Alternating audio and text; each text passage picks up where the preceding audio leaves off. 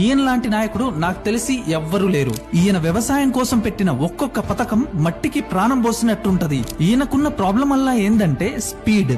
వేరే నాయకులు 20-30 సంవత్సరాల్లో కనీసం ఊహించలేని పనుల్ని కూడా ఈయన కేవలం 10 ఏళ్లలో పూర్తి చేశాడు. కృష్ణమ్మ నీళ్లని పాలమూరు గుండెదాకా తీసుకొచ్చిండు. పాలమూరంటే పేదరికం కాదు, పాలమూరంటే పచ్చని పొలాలని చూపించిండు. కరువు నేలలో వరి పండించి కన్నీటి పాలమూరుని కాసుల పాలమూరు చేసిండు.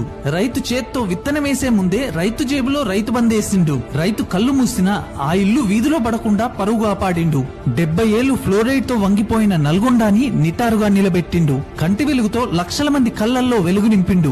నీళ్ల కోసం బోర్లు తవ్వి అలసిపోయిన చేతులకు చెరువు నీళ్లిచ్చి వ్యవసాయం చేపించిండు. చీకట్లలో ఉన్న రాష్ట్రానికి 24 గంటల వెలుగునిచ్చిండు. వ్యవసాయమే రాదన్న రాష్ట్రాన్ని దేశానికి అన్నం పెట్టే స్థాయికి తీసుకొచ్చిండు. ఒకప్పుడు కుంభకోణాల రాజధానన్న హైదరాబాద్ ని ఐటీ ఫార్మా రంగంలో ప్రపంచ పటంలో నిలబెట్టిండు. చరిత్ర చాలా మందిని మర్చిపోతుంది, కానీ కె చంద్రశేఖరరావు గారి పేరు తెలంగాణ ఉన్నంత కాలం నిలిచి ఉంటుంది. తెలంగాణ చరిత్ర నుంచి ఆయన్ని కాని, ఆయన తెచ్చిన పాలసీలను కాని ఎవ్వరూ చెరపలేరు. ఎందుకంటే తెలంగాణే ఆయన చరిత్ర, ఆయన చరిత్రే తెలంగాణ.